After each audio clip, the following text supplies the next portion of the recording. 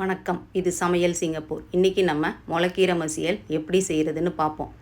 ஒரு கட்டு முளைக்கீரை எடுத்து வச்சுருக்கேன். அதோட வேர் பகுதியை வெட்டிட்டு இந்த வீடியோவில் எப்படி காமிக்கிறனோ அதே மாதிரி சின்ன சின்ன துண்டாக வெட்டி வச்சுக்கணும். முளைக்கீரையில் உள்ள மண்ணெல்லாம் போகிற அளவுக்கு அந்த முளைக்கீரையை 3-4 தடவை தண்ணியில் நல்லா கழுவிட்டு தண்ணியை வடிகட்டி வச்சுக்கணும்.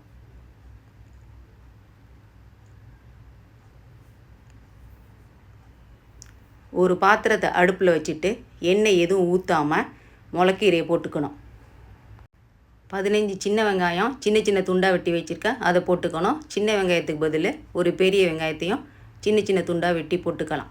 2 காஞ்ச மிளகா சின்ன சின்னதாக உடச்சி வச்சுருக்கேன், அதை போட்டுக்கணும்.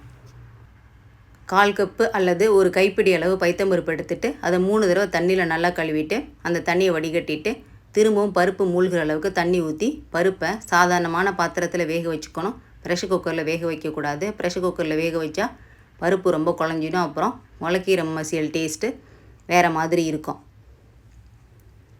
நல்லா வேக வச்சு மசித்த பைத்தம்பருப்பு போட்டுக்கணும். 1/4 டீஸ்பூன் அளவு உப்பு போட்டுக்கணும். ஒரு கரண்டி வச்சு நல்லா கலந்துக்கணும். 100 ml அளவு தண்ணி ஊற்றிக்கணும் முளைக்கீரை வேகிறதுக்கு. இல்லைன்னா முளைக்கீரை பாத்திரத்தோட அடியில் பிடிச்சிக்கும். அதே மாதிரி ஏற்கனவே கீரையிலேயும் கொஞ்சம் தண்ணி இருக்கும், அந்த தண்ணியும் அப்புறமா வரும். அதனால் நம்ம ஊற்றுற தண்ணி அளவை பார்த்து கொஞ்சமாக ஊற்றிக்கணும்.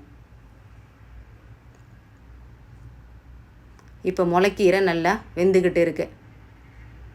முளைக்கீரை நல்லா வெந்த பிறகு அதை ஒரு கரண்டி இல்லைன்னா மற்ற வச்சு நல்லா மசிச்சுக்கணும்.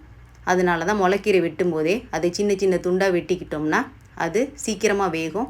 அதே மாதிரி மசிக்கிறதுக்கும் ஈஸியாக இருக்கும். 3 பல் பூண்டு தோலோடு இடித்து வச்சுருக்கேன், அதையும் போட்டு நல்லா கலந்துக்கணும். 1 டீஸ்பூன் அளவு ஜீரகம் அதை கையில் வச்சுட்டு தேய்ச்சிட்டு அதை நம்ம அந்த முளைக்கீரை மசியலில் சேர்த்துக்கணும்.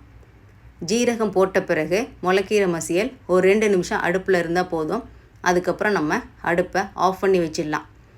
வெள்ளை சாதத்தில் இந்த முளைக்கீரை மசியலை போட்டு அதுக்கு மேலே கொஞ்சம் நெய் ஊற்றி சாப்பிட்டா இந்த முளைக்கீரை மசியல் ரொம்ப சூப்பராக இருக்கும். அதே மாதிரி காரமான குழம்பு எல்லாத்தோடையும் தொட்டுக்கையாக வச்சு சாப்பிட்றதுக்கு ரொம்ப நல்லாயிருக்கும். இதே மாதிரி முளைக்கீரை மசியலை நீங்களும் உங்கள் வீட்டில் சமைச்சு சாப்பிட்டு பார்த்துட்டு எப்படி வந்துச்சுன்னு கமெண்ட் பண்ணுங்கள். சமையல் சிங்கப்பூர் ரெசிபீஸ் உங்களுக்கு பிடிச்சிருந்தா சமையல் சிங்கப்பூர் சேனலை லைக் பண்ணுங்கள், ஷேர் பண்ணுங்கள், சப்ஸ்கிரைப் பண்ணுங்கள்.